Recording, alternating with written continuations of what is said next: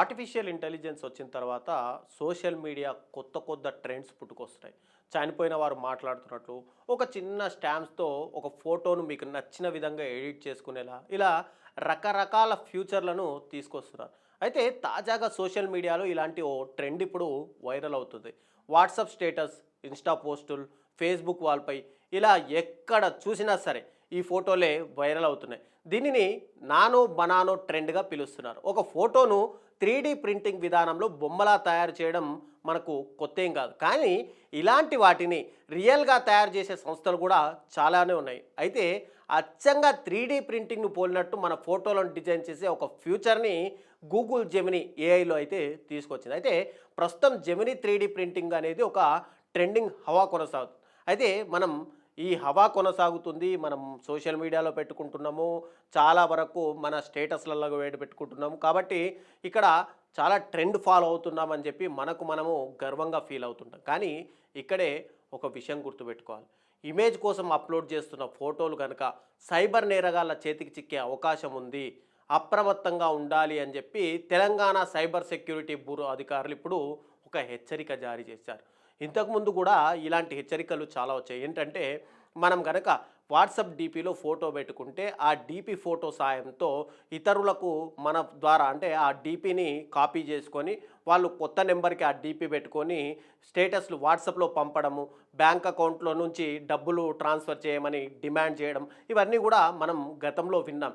కానీ ఇప్పుడు ఏదైతే ఈ 3D ప్రింటింగ్ టెక్నాలజీ వచ్చిందో దీనిని స్టూపిడ్ ట్రెండ్ అని కూడా అంటున్నారు. సరే, బాగుంది ఈ విషయంలో. కానీ ఇక్కడే మహిళలు, పిల్లలు జాగ్రత్తలు పాటించాలి. ఎందుకంటే ఇక్కడ గతంలో ఫోటో పెడితేనే ఒక ఫోటోని మార్ఫింగ్ చేసేవాళ్ళు. కానీ ఇక్కడ మనం పెడుతున్నది ఏంటంటే 3D ఇమేజ్. ఈ 3D ఇమేజ్లను కనుక ఒకవేళ ఫోటోలను కనుక తీసుకుంటే వాటి మార్ఫింగ్ చేసే అవకాశాలు ఎక్కువగా ఉన్నాయి. ఈ ఫోటోల ద్వారా పోర్నోగ్రఫీని కూడా వినియోగించే విధంగా ఉన్నాయని చెప్పి కూడా సైబర్ సెక్యూరిటీ అధికారులు హెచ్చరికలు జారీ చేస్తున్నారు. 2 రోజుల్లో రాష్ట్ర వ్యాప్తంగా 1,00,00,000కి పైగా ఫోటోలు జెమినీ యాప్లో అప్లోడ్ అయినట్టు కూడా సైబర్ సెక్యూరిటీ అధికారులు గుర్తించారు. సోషల్ మీడియా వేదికలైనటువంటి ఫేస్బుక్, ఇన్స్టాగ్రామ్ వంటి వాటిలో అప్లోడ్ చేసిన వాటికి ప్రైవసీ ఆంక్షలు ఉంటాయి. కానీ ఇక్కడ జెమినీ యాప్లో మనం ఏవైతే అప్లోడ్ చేస్తున్న ఫోటోలు ఉన్నాయో ఆ యాప్లో ప్రైవసీ లేకపోవడం వల్ల ఇవన్నీ కూడా మిస్యూజ్ అయ్యే అవకాశాలు ఉన్నాయి. ఇది ఖచ్చితంగా గుర్తుపెట్టుకోవాల్సిన అవసరం. ఎందుకంటే ఈ ఫోటోలు కనుక మార్ఫింగ్ చేస్తే మీరు సైబర్ నేరగాళ్ళు ఈ ఫోటోలను వాడుకొని రియల్ పిక్చర్గా కూడా వాళ్ళు చూపించే అవకాశం ఉంటుంది. మరోవైపు పోర్నోగ్రఫీ, పిల్లలు, మహిళలు గుర్తుపెట్టుకోవాల్సింది ఏంటంటే పోర్నోగ్రఫీకి ఈ ఇమేజ్లను వాడితే కనుక అచ్చంగా అతనే పోర్నోగ్రఫీ వీడియోలో ఉన్నట్టుగా కూడా ఖచ్చితంగా గుర్తుపట్టలేనంతగా కూడా ఈ 3D ఇమేజ్ ఉంటుంది అని చెప్పి కూడా ఇక్కడ సైబర్ సెక్యూరిటీ అధికారులు ముందుగా హెచ్చరికలు జారీ చేస్తారు. అంతేకాదు ఫైనాన్షియల్ మోసాలు కూడా జరిగే ప్రమాదం ఉంది అని చెప్పి కూడా వాళ్ళు హెచ్చరికలు జారీ చేశారు. డూప్లికేట్ ఐడెంటిటీల ద్వారా ఇక్కడ కార్ లోన్లు కానీ, పర్సనల్ లోన్లు కానీ, మెడికల్ లోన్లు కూడా తీసుకునే అవకాశాలు ఉన్నాయి అని చెప్పి ఇక్కడ వీళ్ళైతే అధికారులు అయితే చెప్తున్నారు.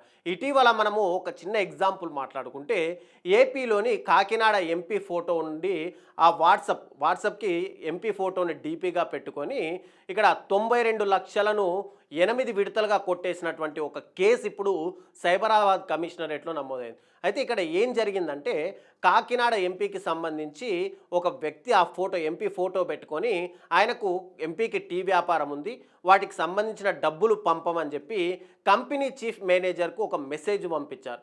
ఆయన ఆ మెసేజ్ డీపీ చూసుకొని నార్మల్గా మనకు తెలిసిన వ్యక్తే కదా అని చెప్పి ఆ డబ్బులను విడతల వారీగా ఆ మేనేజర్ చెల్లించాడు. ఇది గత 22 అంటే ఆగస్టు 22 నుంచి సెప్టెంబర్ 11వ తేదీ వరకు దాదాపుగా 8 కోట్ల రూపాయలు ఇక్కడ మోసాలకు పాల్పడ్డారు. ఇక ఏప్రిల్ నెలలోనే హైదరాబాద్లోని ఐటీ కంపెనీకి సంబంధించి ఒక ఎండి ఫోటోతో ఉన్నటువంటి ఒక వాట్సాప్ మెసేజ్ డబ్బులు ట్రాన్స్ఫర్ చేయమని చెప్పి ఒక అకౌంటెంట్కి, ఆ కంపెనీ అకౌంటెంట్కి ఒక మెసేజ్ వచ్చింది. కంపెనీ అకౌంటెంట్ ఏం చేస్తాడు, నార్మల్గా చూసి ఇది ఎండి ఫోటో ఉండడంతో ఓకే మా ఎండి గారే మెసేజ్ పంపారనే ఉద్దేశంతో 1.5 లక్షల రూపాయలని ట్రాన్స్ఫర్ చేశాడు. తర్వాత మీకు 1.5 లక్షల రూపాయలు మీకు ట్రాన్స్ఫర్ చేశానని చెప్పి ఎండి దగ్గరికి వెళ్ళి ఇన్ఫామ్ చేస్తే తాను ఎలాంటి మెసేజ్ పంపించలేదు అని చెప్పడంతో ఇక్కడ అకౌంటెంట్ ఒక్కసారిగా షాక్ అయిపోయింది. తర్వాత మోసపోయినట్లు గ్రహించి సైబర్ బ్యూరోకు కూడా ఫిర్యాదు చేశారు. అంటే సోషల్ మీడియాలో వచ్చే ప్రకటనల పట్ల ఎంత అప్రమత్తంగా ఉండాలి అనేది మనకు ఈ 2 ఎగ్జాంపుల్సే చూపిస్తున్నాయి. కాబట్టి ఇక్కడ మెయిన్గా మీరు ఈ 3D ఇమేజెస్ మీ స్టేటస్ కోసము మేము కూడా కొత్త కొత్త ట్రెండ్ను ఫాలో అవుతున్నామనో మీరు ఇష్టం ఉన్నట్టుగా ఇలా 3D ఇమేజ్లు తీసుకొని వీటిని వాట్సాప్లో షేర్ చేయడము, లేదంటే మీ స్టేటస్లలో షేర్ చేయడము, ఫేస్బుక్లో ఇన్స్టాగ్రామ్లో రీల్స్ కింద పెట్టుకోవడం చేస్తే కనుక రాబోయే రోజుల్లో మీ అంతకు మీరే మీ ఫ్యామిలీ గుర్తు అనేది బయటికి తెచ్చి రోడ్డు మీద పడేసిన వాళ్ళు అవుతారు. కాబట్టి దీన్ని ఖచ్చితంగా గుర్తుపెట్టుకోవాలి. మరోవైపు దీనికి సొల్యూషన్ కూడా కొంతవరకు సైబర్ సెక్యూరిటీ సలహాలు అయితే ఇస్తున్నారు నిపుణులు. అదేంటంటే ఇలాంటి సోషల్ మీడియా ఎక్కువగా యూజ్ చేసే వాళ్ళు ఎవరైనా ఉంటే వాళ్ళు 2 ఫోన్లు యూజ్ చేయండి. ఒక దాంట్లో కేవలం సోషల్ మీడియా అకౌంట్కు సంబంధించి ఒక నెంబర్ తోటి మాత్రమే లాగిన్ అవ్వండి.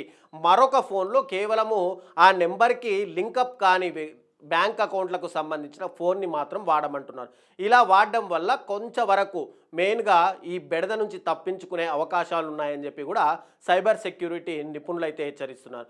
ఒకవేళ మనం బేర్ చేయలేము, రెండో ఫోన్ కొనే స్తోమత మన దగ్గరికి లేదు అనుకుంటే కనుక రెండో అవకాశంగా ఏంటంటే ఇలాంటి వాటికి కాస్త దూరంగా ఉండడమే బెటర్ అని చెప్పి కూడా నిపుణులు అయితే సూచిస్తున్నారు. కాబట్టి ఇలా ట్రెండ్ ఫాలో అవ్వడం కంటే, ట్రెండ్ సెట్ చేస్తాననడం కంటే ఇలాంటి వాటికి వెళ్లకుండా ఉండడమే మెయిన్గా సొల్యూషన్గా అయితే చెప్తున్నారు.